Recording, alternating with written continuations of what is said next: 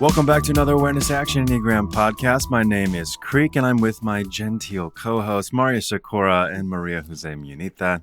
How are we feeling genteel today? Yeah, it's like you're running out of fuel, or you're just... Yeah, you're not even trying anymore. You know. Or yeah. Christmas has had an impact on you. Yeah. Oh, yeah. There we go. Reading Jane Austen over the weekend or something? Is that? Yes, exactly. Right. Exactly. We are just getting off of. Whoa. I got to define genteel for. Okay. Yeah. You guys just seem to know what it was, so I didn't bother.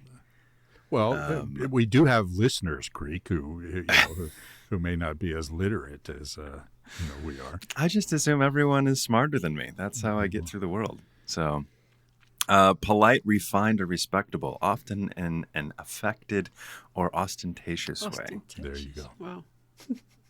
Ostentatious. Mm-hmm. Define ostentatious.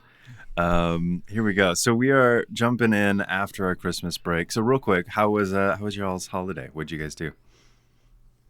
My holiday was very nice. Just low-key family. All my boys were home, and which is nice. And my in-laws came over, and it was a very nice, quiet, relaxing Christmas. And what was your favorite present?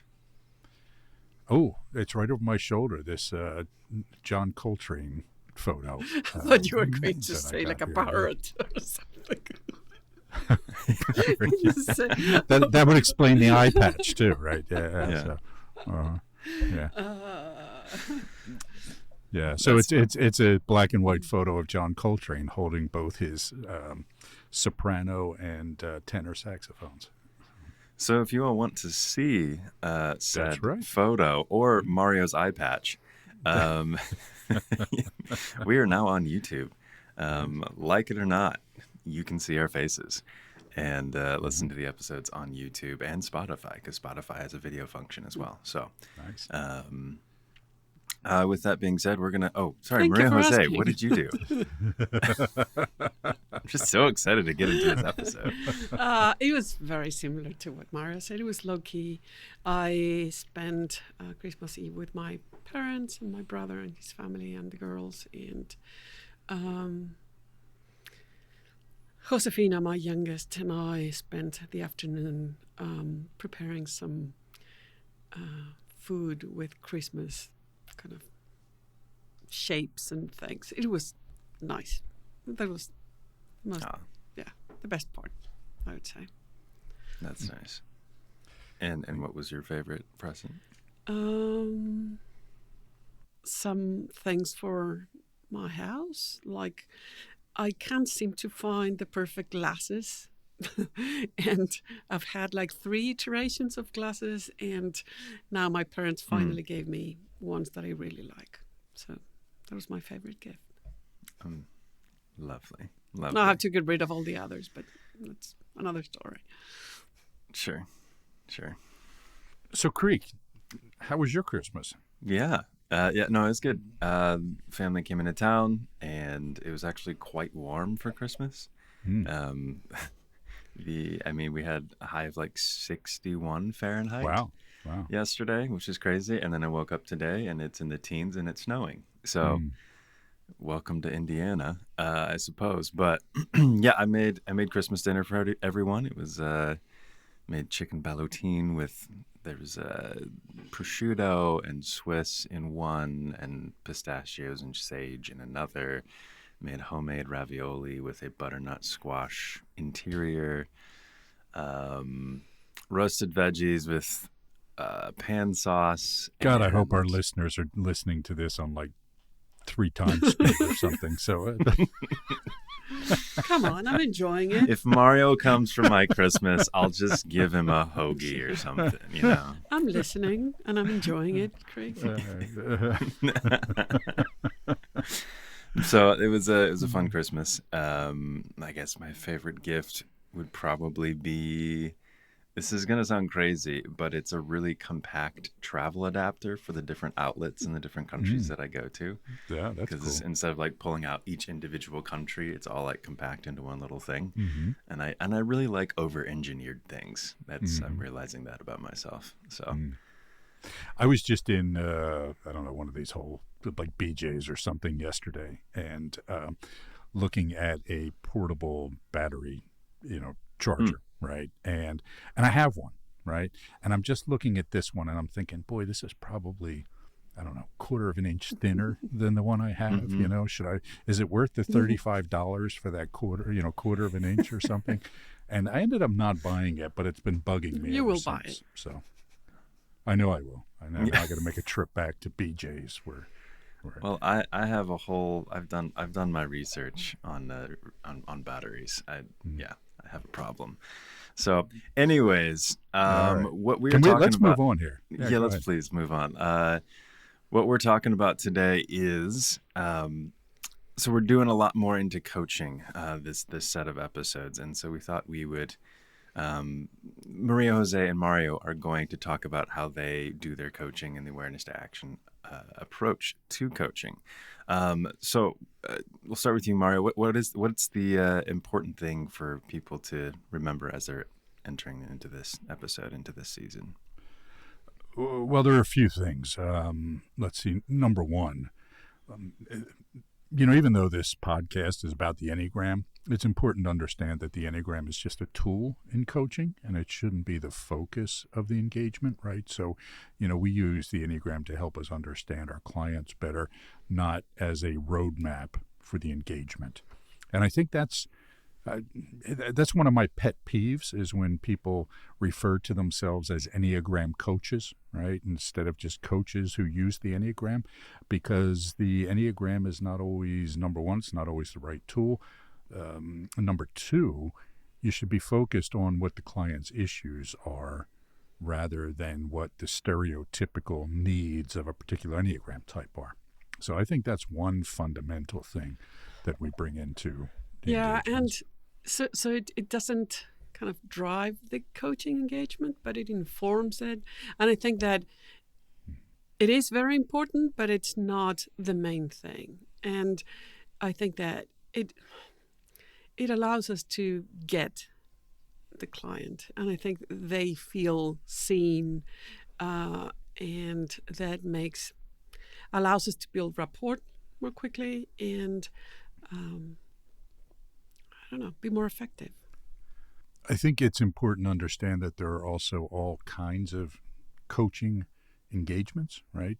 Different coaches for different reasons. We are primarily executive coaches, so we work with leaders in organizations, and they have a specific set of needs that we have to be conscious of. I think most of what we're going to talk about transfers to other kinds of coaching, but our examples are probably going to be pretty, executive coaching oriented, because that's what we know. I don't do relationship coaching, or anything like that. I don't do life coaching. So, again, I think you can probably infer a lot from what we're going to talk about, but, we're not going to position ourselves as experts on those things. Yeah. Sure. Can we define, I guess, some terms here of what is coaching, what is not coaching, versus, therapy? Or even if you want to go further into what's a life coach, what's an executive coach, what's the overlap there and not? With coaching, we do not. So it's not therapy. In therapy, you kind of solve deeper issues or things that are non-conscious things. And so we help people grow. We help kind of people who don't have psychological or psychiatric pathologies, just with regular things where people get stuck. We help them see things differently and thus change their behavior, hopefully in a sustainable way. So it's, I don't want to say just behavioral, because we do change their mindset. We do help them change their narratives, the way in which they see things. So we help them gain more perspective. But we're not helping them with potential pathologies they may have, more structural things. Yeah, this is a tricky line, and there are some kind of pat answers like, well, therapy looks at the past and coaching focuses on the future, sort of thing. But I don't think those are real, genuine distinctions, because when you're coaching people, you're often talking about their past. And I think a lot of therapists help people look toward a better future as well, right? So I think that sort of cliche is not quite accurate. Usually what we're talking with people about are skills related to work, okay? And that can be relationship oriented, because most of work is about interacting with other people. You can get into dealing with, things like people's insecurities and, that sort of thing. But, to Maria Jose's point, we're really not going to be working with people who have deep issues that they need therapy about, right? So it's an important thing to understand.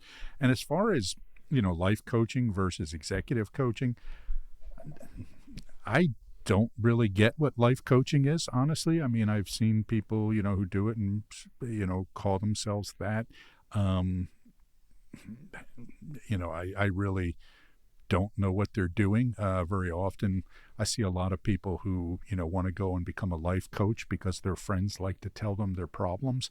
And yeah, but some people do get kind of training for life coaching. Yeah. And I think it's probably like a broader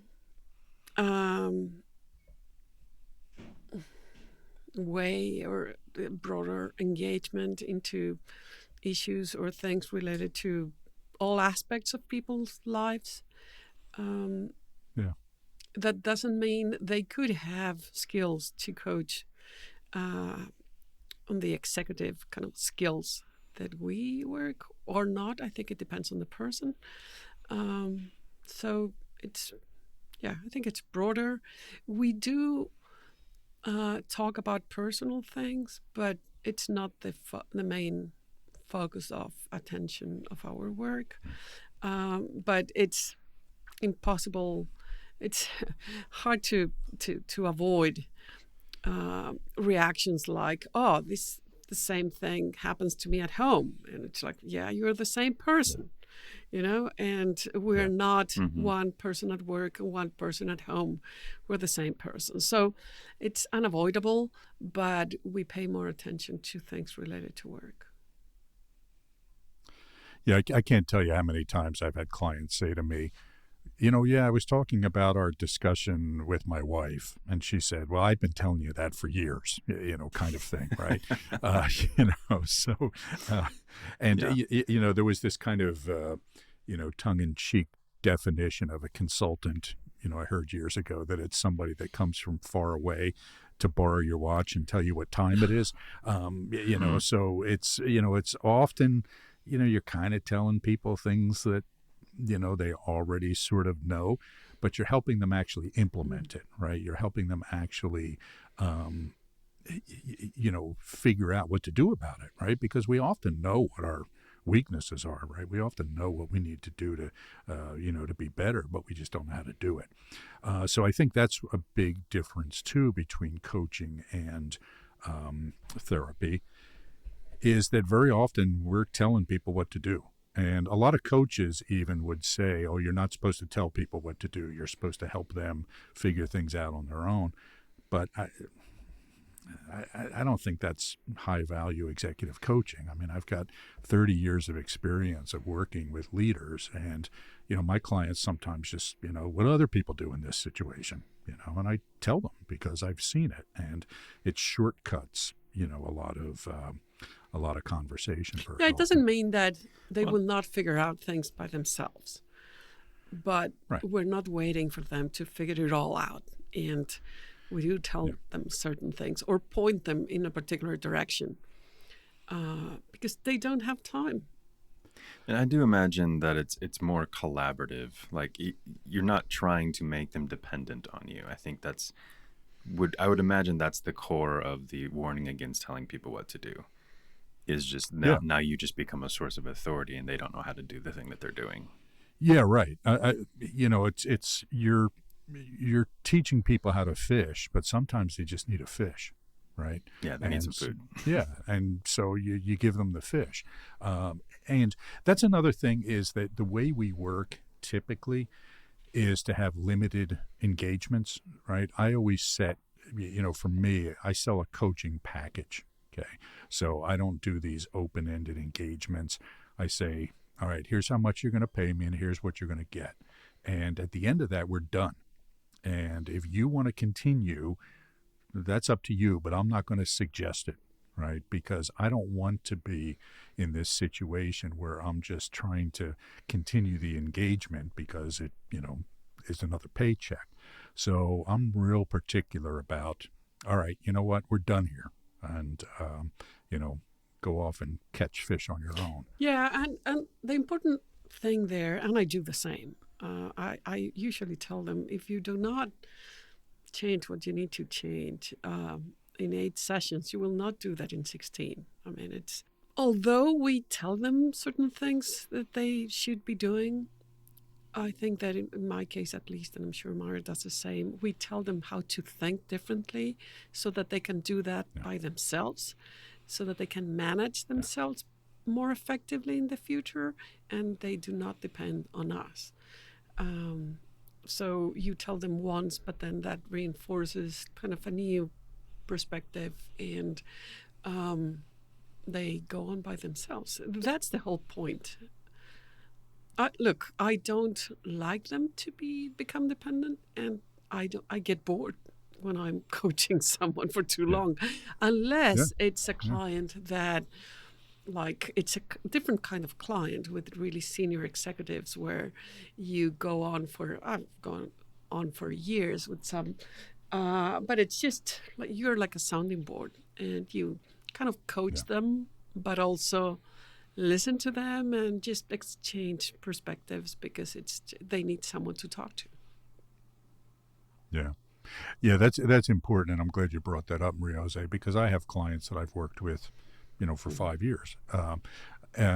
But it's like María José said, they just need a sounding board, right? A CEO in a company has nobody they can really talk to, right? They can't reveal everything to the board of directors because they might expose some vulnerability in themselves. They can't really talk to all their subordinates because at every level of an organization, you know things that the people below you aren't privy to and can't be privy to. So a lot of times very senior people just need somebody to talk to and somebody to be a sounding board. So that relationship is there very often. I think one of the important differences that people have to keep in mind when it comes to coaching is you've got to know your environment and you've got to know the people that you're serving, right? Understanding what their needs are. And a lot of people think that they can, take a coaching program or whatever and just go in and start working with executives. And you really got to understand the business world if you're working with business people. Right? If you don't know anything about how business operates, about what their values are, about what their responsibilities are, about what their legal limitations are in some cases, then you're not going to be skillful in doing that. So you really have to get experience in whatever you're doing to coach people in those areas, whether it's a relationship coach or a life coach or a spiritual director or whatever it is. If you don't know what you're talking about in that area, then you're not doing your client a service. So I keep hearing nods to some of your principles when it comes to awareness to action and coaching approaches. So why don't we hop into that section of your principles? Sure. Well, we talked about a couple of them, right? Number one, what you have to keep in mind is that it's our responsibility to help people grow. Okay, you're not just there to be a sounding board I mean, even though, we just said that sometimes we serve as a sounding board, they want some response back, right? You're not just sitting there, they can talk into a tape recorder if you're not going to give them any feedback, right? So you really always have to be focused Do you know what on a tape how can I recorder help is, this person Craig? grow. Sorry to interrupt, but I do okay. actually. You've seen this in these Um, vintage stores or something, right? I used to listen to Lord. books on Oh, tape. interesting. Wow, It was there you a go. favorite pastime of Uh-huh. mine. So Wow. Yeah. I had an 8-track player back when I was in my youth, man. So, I've never seen one of those. yeah. Wow. You don't know what you were missing. Yeah. The track would change right in the middle of a song, right? It would be, the song be playing and then it would just stop and you would hear this clunking noise and then the song would just pick up with the next note and go on. So, yeah. Okay, you can go on, María. Anyway. Sorry. Yeah. Okay. Yeah. So, you're there to help them grow professionally.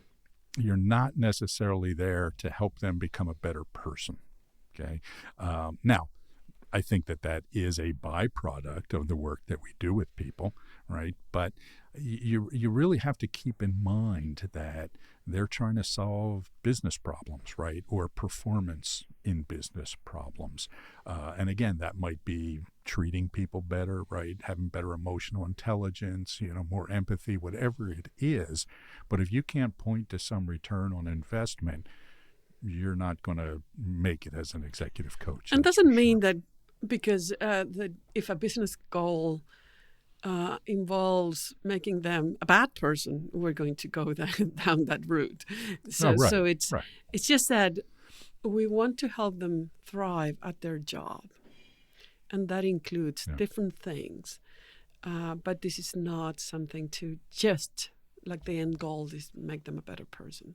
But they will probably Yeah. end up being a better person anyway. And it is my experience and my belief that better leaders are better people, right? I mean, empathy is a real asset for leaders. Okay, treating people well is a real asset for leaders. I always tell my clients, you can get anybody to do anything once, right? You can threaten them, you can bully them, that sort of thing. You can intimidate them, but to get people to do things and be productive over time, you have to create a more pleasant environment in some way, right? You have to treat them well. You have to be sufficiently warm in order for people to follow you over time. So, I don't think you can really do one without the other, but the emphasis has to be on the results. And the being a better person is a byproduct that just makes you get better results. And I imagine getting better results is a quicker payoff sometimes than quote unquote becoming a better person, because becoming a better person seems like a more longer story arc of that person, consistent over time. Yeah, depending on what we're talking about when we're talking Sure. about being a better person, right? I mean, sometimes it's just learning to say please and thank you, right? And that's pretty easy to pick up. Other times it's more involved. So I would say in general, yes, right? But, there are some quick wins that people can do just, by becoming a better person. What's another principle? So that we already is talked good? about that the Enneagram is a tool and not the focus of the coaching engagement. So going back to what we were discussing just now, we need to find what are the areas for growth for people and see how the Enneagram makes them have some strengths and how the obstacles are related to the Enneagram, the instinctual bias of the strategy. So we use that as a way to identify these obstacles and help them grow. But we do not define the areas of growth based on their type or instinctual bias only. Those are independent. We just use the Enneagram to help them overcome the resistance to change or the obstacles they put in their own way. this is important to understand because there are times when, usually when you do an assessment of somebody, you get the feedback, you can kind of, say, boy, this sounds a lot like a 9, right? Or a lot like an 8 or something like that. And so we do 360 assessments with our clients where we interview a bunch of their coworkers, that sort of thing. And there's usually a correlation between the feedback and the person's Enneagram type, but not always, right? Sometimes we get, a client who's a 9 and just really abrasive and not having good relationships, okay? It's not that common, but it does happen. Or you get an 8 who's not asserting themselves enough, or a 3 who's not polished enough, right? You can see all kinds of things that if you were just going by the Enneagram stereotypes, you would not see. And so, but what we find is that our Enneagram type kind of helps to shape the narratives that make it difficult for us to change. Okay? And that's where the Enneagram really comes in valuable. How long do you work with someone on their, with finding their type and then continuing to use that language? Or do you eventually kind of shift out of Enneagram language to just start talking about practical, results-oriented goals? I think that we start by the practical oriented goals and find, try to find the type, the Enneagram style, just to understand why that is happening. So it's usually, as we said, driven by these goals that are kind of more business leadership oriented. And I think that sometimes it is more, the Enneagram is more present. It explains more things. And sometimes there are whole sessions where we don't talk about the Enneagram. So again, it's a tool that we need to use it when it's useful, not all the time. So the language, I think it depends on the situation or the client. And in my experience, it's around, 4 to 6 months that I work with clients.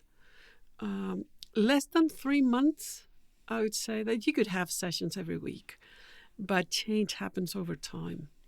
And if you want to have them practice new behaviors and things like that, you need to give them time. Too long just doesn't make that much sense. So to me, between 4 or 6 months, it's my typical engagement. I think it's important. Maria José said every week can be a lot. And unless it's a real kind of crisis situation, I don't meet with clients every week. I meet with them every 3 weeks or so because most of what we're dealing with is not a particularly acute issue, right? Now, again, sometimes it is, and you give those people more attention. But otherwise, like Maria José said, these are really, really busy people. And if you want to give them time to work on something, you have to give them some time to do it, right? 1 week is just not enough time. We got people who are flying all over the world and have, meetings back to back all day long and that sort of thing. So you have to give them some time to practice things. And 3 weeks is enneagrammatically correct. So. The law of 3 and all of that, right? Yeah, just make sure each center of intelligence is appropriately. Yeah. On the thing about how much do we talk about the Enneagram, I find myself talking less and less about it, as I go on, not just with, over the course of an engagement, but even in my work in general, I introduce it to people. I think it's because it's such a part of the background of my mind. I don't have to necessarily talk about it because I'm applying it without realizing it, or I'm taking, something from it. And if my client is not, really wanting to know a lot more about the Enneagram, I really just don't talk about it that much, And most clients, this is interesting. All right, whatever. And they move on. Some are real fanatics about it, right? We're working, Maria José and I are working with a client now that, he keeps our books on his desk, and just pulls them out before every conversation he has, which is great, but that's rare. How do you handle isn't the right word, but I'm just going to go with it. Handle clients that are like not just meh about the Enneagram, but resistant. Then I don't talk about it. Yeah, I just, if it's getting in the way of something, then I just wouldn't bring it up. Now, in my mind, I'll have a theory on what that person's type is, and it'll inform my work with them. But I'm not going to say, no, you have to learn this, right? Because, if they don't care, they don't care. Same here. I don't think, it's it's easy to become really obsessed with the Enneagram. And I know I certainly was when I first learned about it. And it's how I've been making my living for 30 years, or using the Enneagram at least. But I don't feel that everybody needs to know the Enneagram, right? I mean, I think the world's an okay place if not everybody knows about it. So I don't feel the need to force it on people or to evangelize about it. Yeah. So another thing you all have talked about is kind of the length and duration that you work with clients. What's an average length that you end up working with people? Well, Maria Jose said 4 to 6 months. That's typical. Usually my engagements are 6 to 9 months. And that's because, again, the meetings there's a lot of time between them. So, to do 8 meetings with somebody would take me at least 9 months, if not longer, so that's typical. And as far as the sessions themselves are, right, that can vary all over the place depending on the person. I have clients that I meet with for 30 minutes, right? And I have others that I schedule 90 minutes with because some you just have to figure out what does a person respond to better and what do they need. Same. I don't have the 30-minute version of it. And I think it's because I do most of my coaching engagements in person, and then it's more difficult to do kind of shorter meetings, or it's easier to go longer, but it's usually between 60 and 90 minutes.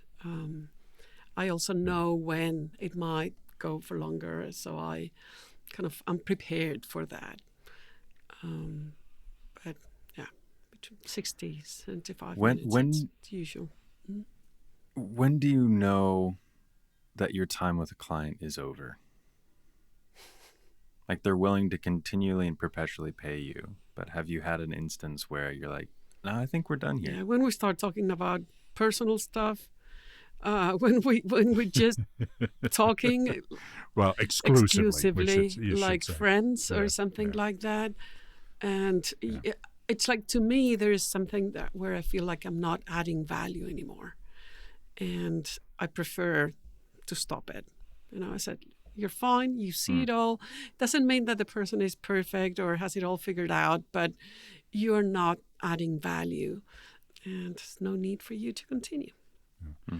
And I think you can avoid that by setting a term up front, right? It's so you don't get to that situation with people, because I agree. I mean, it's, and actually what you said about, talking like friends, I'm pretty strict about not becoming friends with my clients, right? Not going to dinner with them, that sort of thing. I have a few that I do, but it's usually after our engagements are over, or, that sort of thing, and we're staying in touch and doing checkups, that sort of thing. I tend not to go to parties that they have, all that sort of stuff. I like to keep a distance between myself and the clients, just so they don't find out what an idiot I really am, I just think it's important to keep an emotional, distance in a sense, that way. Or is that just a justification because you don't like going to parties? I mean, let's be honest here. No. I think it's I think it's important, right? I mean, I think that. Sure. Look, therapists set boundaries too. Executives set boundaries with their people, right? You always got to figure out, how do you maintain connection, but still not get enmeshed or not lose sight of what the relationship actually is. There's one other thing I'll say related to this. It's around confidentiality, and I think this is important as we go into this season. We typically don't talk about who our clients are, right? We don't list them on our website, that sort of thing. We don't give specific examples, with much detail about things because, number one, I have non-disclosure agreements with most of my clients, so I can't talk about them and things. I'm privy to a lot of information about their companies that could get me into trouble if I have loose lips or something like that. Plus it's just protection of the client, right? There have been times, especially if you're working with somebody who's pretty high profile, people can kind of put the pieces together, and you always have to be really, really careful about that. So as we go through this season, we will give examples, but they will be kind of, fictionalized to an extent. I shared an example in one of the last episodes, I think, of the previous season, that short season we had. And then the client that I was talking about was listening to the episode. And the good thing is that he had forgotten about that thing that he was doing that I shared, and he went back to doing it. So it was a good reminder for him. Yeah. I've done things where I've written articles and had 3 clients come to me and say, "Well, you wrote that article about me, right?" And and I say, "Yeah, sure." Oh, wow. Yeah. Now I know that you have mentioned some of these things before, when it comes to, like, if you're working with a whole team in a company, things that up here, that those that are down here don't know. Do you try to forget about the things or do you try to, like, how do you work all of that? Like, I think it's useful. do you have to lie? Like, what's You the need to ethical pretend to be dumb quandary and here? not know anything. So, Well, that's not too hard for Mario. But not dumb, but like like not say, "Oh yeah, I know," or "I wish I could tell you this." Just to stay neutral. Or you might want to bring a box, on Tuesday, Yeah. do you have any hobbies? Yeah, I do have a plan B. Now, you need to be careful, but it is useful to know things, because it just allows you to give better guidance or work better with people. But it's a fine line that you need to manage yourself and not overshare or anything like that. But it's useful to know. So I've seen coaches who will only, take one client at a company or, something like that to not run into that situation. Our experience is our approach is to work with multiple people in companies because it, done well, it can be really useful, right? Because you get the bigger picture, you understand the environment. And everybody's success is environmental, right? It's not just their behavior or the specific things they do. You have to understand the environment they're working in because what might work in one situation might be the kiss of death in another situation. So understand that the more you can understand the environment, the better that is. But you really do have to have good boundaries. And if you don't, people won't work with you, right? I mean, the moment you give away a piece of information that you're not supposed to, you lose trust of the people that you're working with, right? So really, really getting good at compartmentalizing is an important skill for people who do a lot of work with, one company or multiple, a lot of work with the same company. Yeah, and I work with companies where I also talk to the board of directors and things like that. And it's just tricky, but handled well, I think it can add value to the company. So, any other guiding principles that you all have when you're walking into a client session? I think more than principles is what exactly, and not exactly the steps we take, how we do it. It's always, always, always put the interest of your client first, and recognize when the interest of the client bumps up against your interests, and put their interest first. Okay, again, I've known consultants or coaches who, they just want to keep the engagement going, right? Because I keep making money that way. Well, that you're putting yourself first. You're wasting their time, right? So little things like that. And when you're not the right person for an engagement, I had I had a situation recently where a company was, they had me do an assessment of somebody, and then they said, "Could you coach the person?" And I said, "I could, but I'd be stealing your money." Right? I said, "This person's not going to make it." Right? I'm a great coach, but this person's just, they're just way over their head. So if you insist, I'm happy to take your money, but I need to tell you that you're throwing it away. So, and that was tough because it was a big chunk of money, right? I mean, it was, Wow. So it's hard it can be hard to do that, but you get much more credibility from the client, and you build trust that way. So. Yeah, and I think... I guess, how do you... Yeah, I think that's probably... I'm not sure that it's a principle, but it's built into how we coach people and how we deal with clients. It's like we're very direct, upfront, and like no bullshit. And at least the people who work with us like it, because we don't waste their time. And they want to hear those blunt kind of assessments of people or situations or themselves. Yeah. Not hurtful, blunt, Sure. but,